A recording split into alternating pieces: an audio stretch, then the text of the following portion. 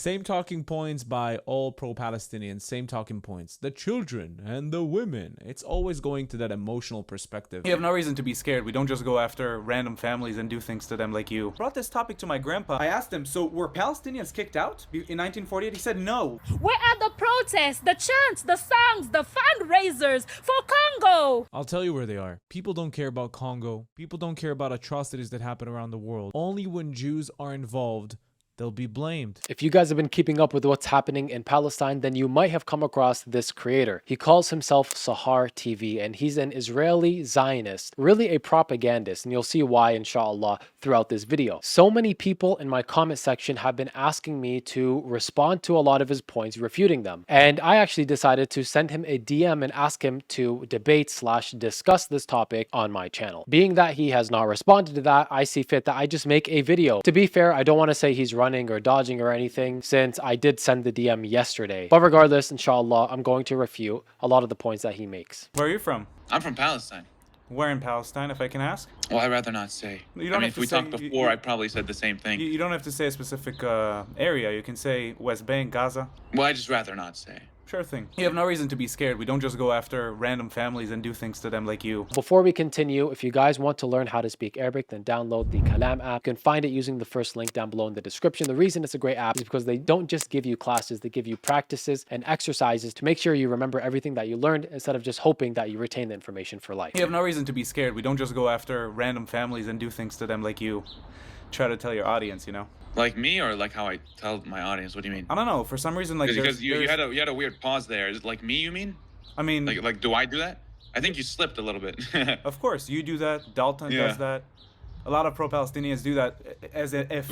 A lot of pro-Palestinians go to people's homes and attack them. What are you talking about? What? What do you mean? As if we would go into your village and harm you because you did anything, you know, because you're just living there. We don't do stuff like that, and you know that. No, apparently you don't know that because you've never been here. Have you ever been to Palestine? Have you ever been to Israel? So you notice the sharp change in the direction of the conversation. He went from saying, we don't just pull up to people's homes just for being there. Do you live in Palestine? You see how he switched the conversation to living in Palestine? And it's because he knows full well that the Israeli Defense Force, IDF, which we call the IOF, does pull up to random homes in the West Bank and kidnap Palestinians. They remove people from their home, go in their house, and then they kidnap random people and put them in their armored vehicles and arrest them and detain them and whatever else. So yes, that does happen. And on top of that, if it's not the IDF, it's the illegal Israeli settlers that go and attack innocent civilians. They actually have killed recently an innocent Palestinian boy in the West Bank, and they prevented ambulances from getting to him to save him, and he inevitably died. And you know what? The illegal Israeli settlers do this while being protected by the IDF. So you know full well that if someone lives in the West Bank, they're not going to say exactly where because of the threat of an Israeli settler or the IDF attacking them and their family, which has been well documented by multiple human rights organizations for quite literally decades. We had to wait hours detained, while others just went through. We had to wait hours. They look at my passport, they see Hamza, Arabic name, and they wait. They make me wait. They ask if I'm Muslim, and if I am, well, they make me wait even longer. They sit me down for hours. They question. They look through your phone. They look through your devices as if I'm a terrorist just because I'm Palestinian and Muslim. Do you know that the same thing happens to me when I go to the United States just because of the way I look, just because of the way my beard is shaped? It's the same for me. After 9/11, airport security grew tremendously, and you know that. I mean, that's still bad. Like, what's your point? I mean, it's bad, but it's needed. You have to understand where they're coming from. If your last name is Hussein Yassin and whatever, It's needed? Of course it's needed. Here he's arguing that essentially racial profiling at airports is needed for country security. So if a guy has a beard, you need to detain him and investigate and search him and make him wait for hours in the airport. No, this is not normal. This is racism, and it's not okay. And it shouldn't be projected onto the world as if it is. I know multiple people who have tried to go into Palestine through Israel, and they have been stopped. They have been detained. They have been even sent back. Some people very close to me, some people very well known. They've never committed any act of violence or threatened anyone or done anything even remotely illegal in their life. But still, they were detained at the border, wasting thousands of dollars trying to fly there, hours in the air. For what? For a racist Israeli to just say, well, this is your last name. you can't be here. Or you have a beard, you can't be here. In what world is this normal? And I love how he's pretending, oh, I get stopped too whenever I travel, I have a beard. You barely have like anything on your face. You've shaved it all off. What do you mean you get stopped at the airport for having a beard? And where? In Israel? As an Israeli citizen? No. So he's not even talking about in Israel, he's talking about worldwide. These kind of conflations and justifications are insane and based in racism. What happened? I think you should look this up, man. Wait. Do you not know 1948? Do you Wait, not know what happened? Hamza, then what happened to, why are there 2 million Arabs, Palestinians that are still living in Israel? Peacefully, with better rights than people in the West Bank. Why is that?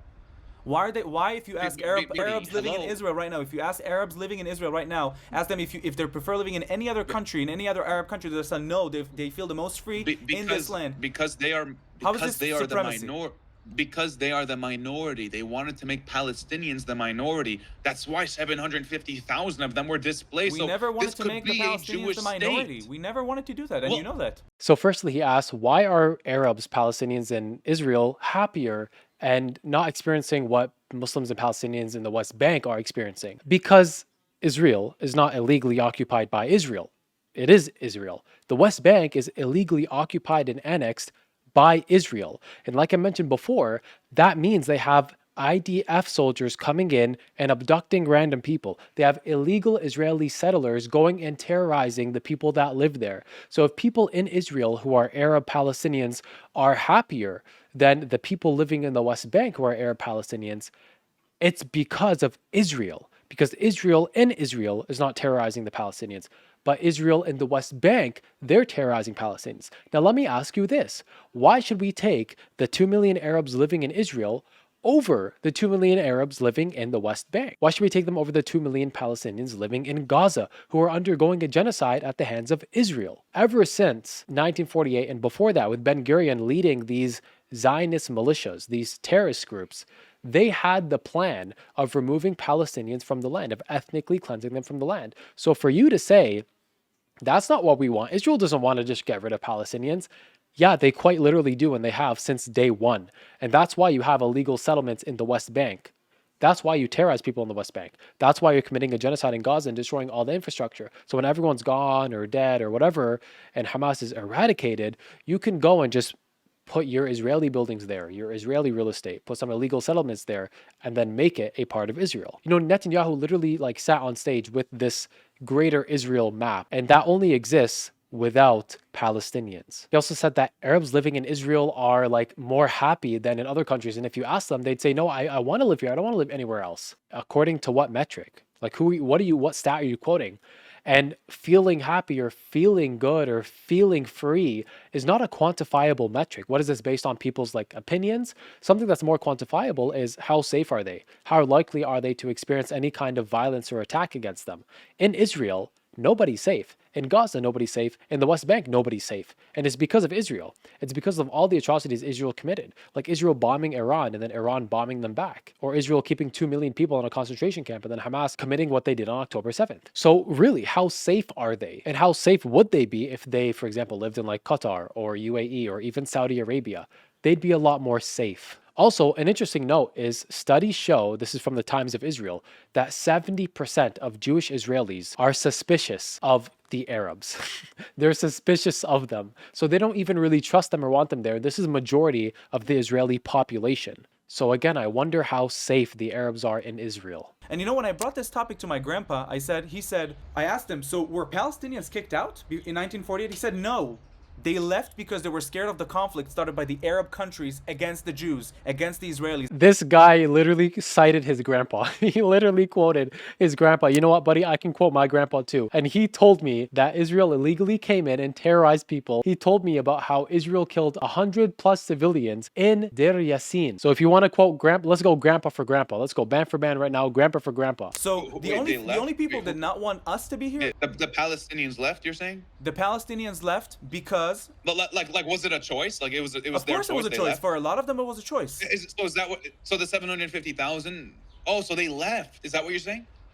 750,000 people left as a choice because they did not want to take part of the conflict that started between these six Arab militaries against Israel. So as a choice, they left. Yes, a lot of them, not all of them. You're not gonna put words in my mouth. So- A lot of them left because as a choice because they did not want to take a part of the conflict. So did the Jews in Europe leave, or were they displaced? The Jews in Europe leave? Yeah, did they leave, or were they displaced? The Jews in Europe were displaced.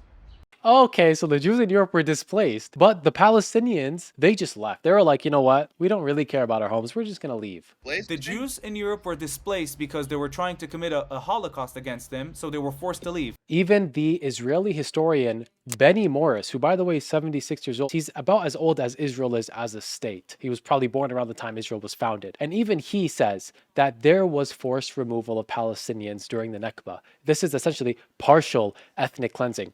Now, he tries to justify it by saying, well, the Zionists had to do this to secure their own safety. So they had to forcibly remove Palestinians. And furthermore, the illegal Zionist Jewish militias, the terrorist organizations really that existed before the establishment of Israel, they had something called Plan D or Plan Dalit. And it was quite literally to go and attack the civilian population in Palestine to get them to leave. And that's exactly what they did. I have a quote here in regards to Plan Dalit from Benny Morris himself. But given the nature of the war and a mixture of the two populations, securing the interior of the Jewish state meant depopulation and destruction of villages. And also this idea that they left because they were scared of what's going to happen if they get caught in the war is not true. And actually I have an article here from the UN that specifically refutes this idea that they left because they were scared of a war as opposed to the Zionists attacking them. The UN says, and I quote, Jewish militias launched attacks against Palestinian villages, forcing thousands to flee. Forcing thousands to flee. If it's forced, it's not a choice, buddy. I don't know if you needed a lesson in consent there. I know Israelis have a problem with that kind of stuff. But if it's forced, it's not consensual. They didn't choose. The situation escalated into a full-blown war in 1948.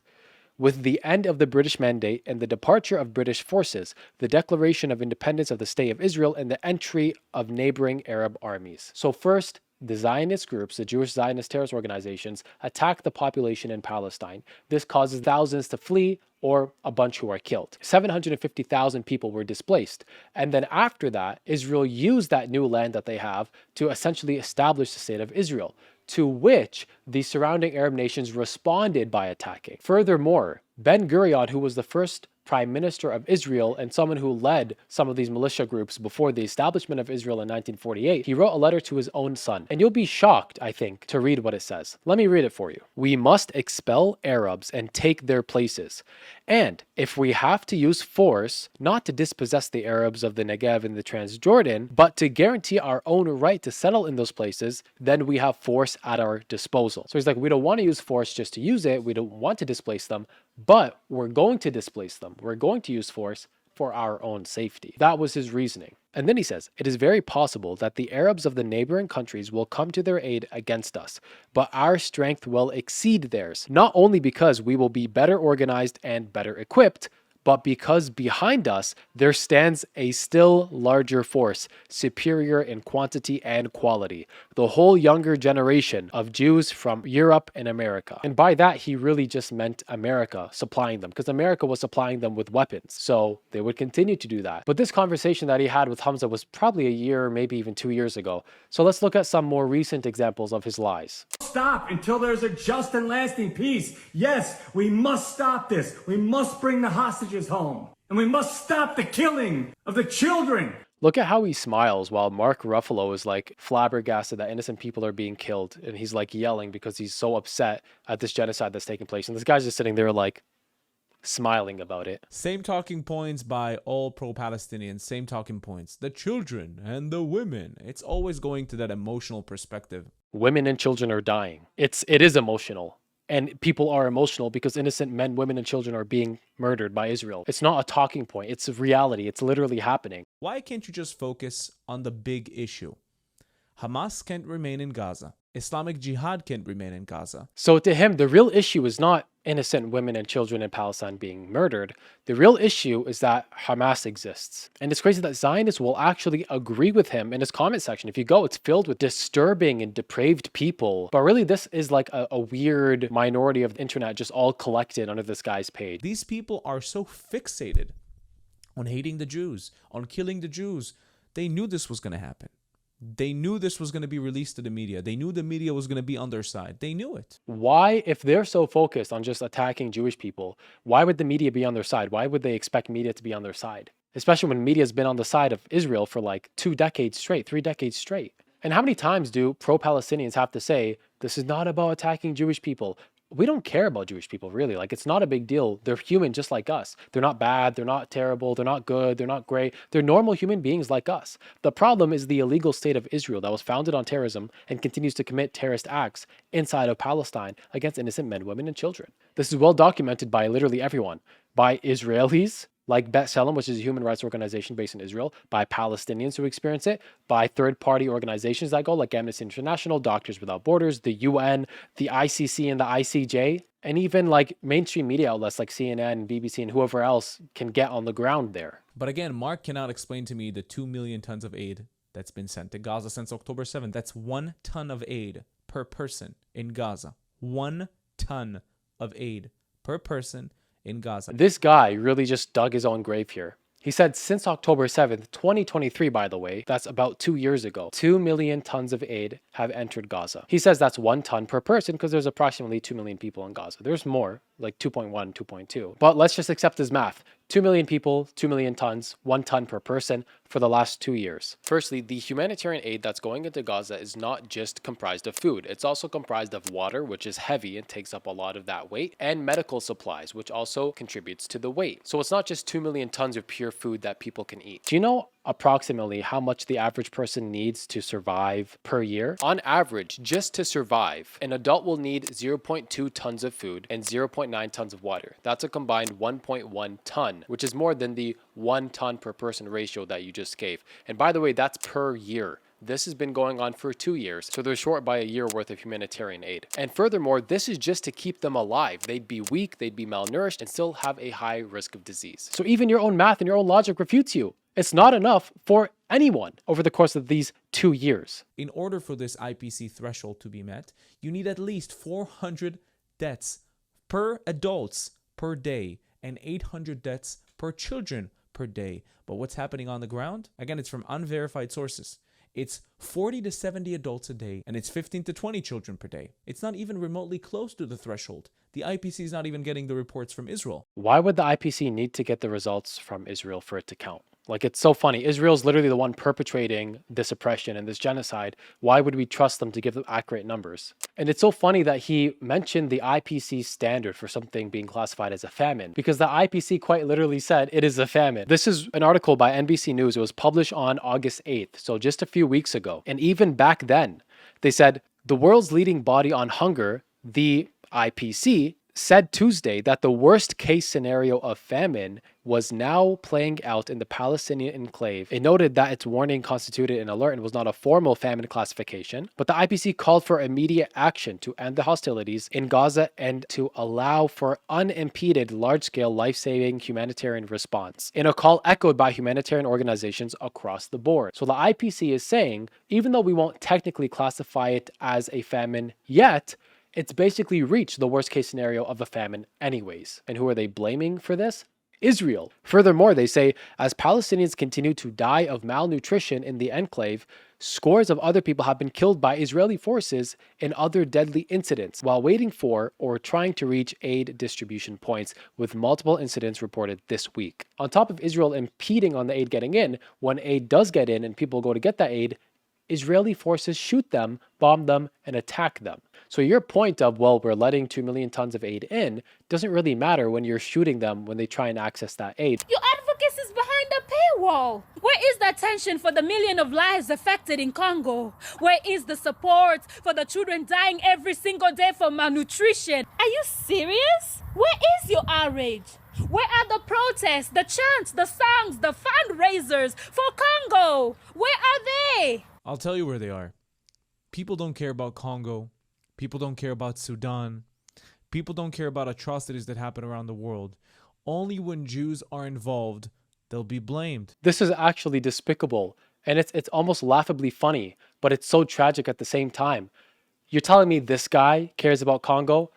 I went out of my way to do a little search on his channel, and out of his 800 YouTube videos, he only mentions Congo once, and it's in this video. to tokenize them, to use them to attack Palestinians, which, by the way, a lot of Palestinian activists have also spoken up about Congo. It's so funny because I saw this video on TikTok, the lovely lady's video on TikTok, and I reposted it before I saw his video.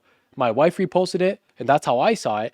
And I also had 7 other mutuals who are pro-Palestinian who also reposted it. You, on the other hand, you're only using it to tokenize her and the tragedy that's happening in Congo. I also went and checked your Twitter, and there's not a single post about Congo. Don't sit here and pretend you care about them. This guy is probably as sociopathic as it gets, sitting there nodding his head, pretending he cares, trying to imitate what real emotion would look like in that moment, just to tokenize this poor lady, to be like, well, the world hates Jewish people. Shut the hell up. One of the main benefactors from everything that's happening in Congo is an Israeli billionaire profiting off of the tragedy in Congo. So let me hear you condemn him. We just received a phone call telling us to evacuate our house because an area next to us is now in the danger zone. There's also a problem. Received this news like pretty late, so we can't evacuate yet. Anything could happen. Hopefully we'll survive the night. In your videos sometimes, you can mention, hey, if the hostages are released and Hamas dismantles, maybe then we can actually have peace with Israel. This is complete BS, and there's no such thing as peace with Israel because Israel does not want peace. And they've proven this multiple times. Even US presidents like Donald Trump have said that Netanyahu is the one who is troublesome at the negotiating table. Furthermore, Hamas has offered to release all the hostages in exchange for a ceasefire agreement, and Israel declined multiple times. So no, Israel doesn't care about the hostages. That's why your people are protesting in the streets against the government, saying bring the hostages home. But Netanyahu and your government don't care about the hostages. We're going back to the tents. I just want to cry, man. Look at this pure to heart sociopath who sits there like smiling and nodding while this child is complaining about having to leave his home for the 2nd time. He said he lived in a camp for months and it was like mentally deteriorating and he can't do that again. And you're sitting there smiling? It really is disgraceful. Yes. Oh, the phone call is super disturbing. Trying to save you and your brother's life, and the call is disturbing. The call is a good phone call. Since they're calling and saying, hey, you should leave this area because we're going to bomb it, it's not genocide all of a sudden because they tell them that they're going to kill them before they do.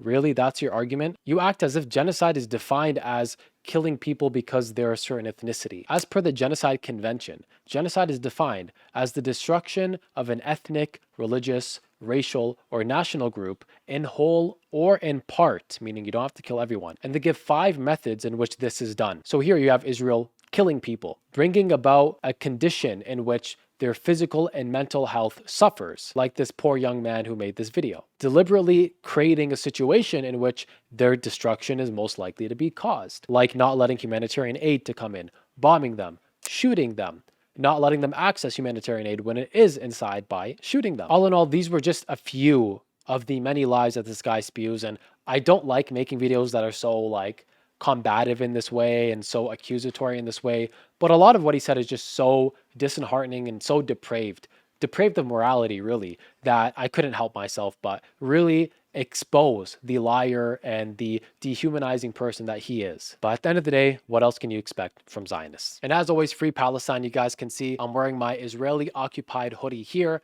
because Israel has AIPAC lobbying, highest level of government, to push Israeli first propaganda and Israeli first agenda. So if you guys also want to rep this amazing hoodie, you can find it using the second link in the description below.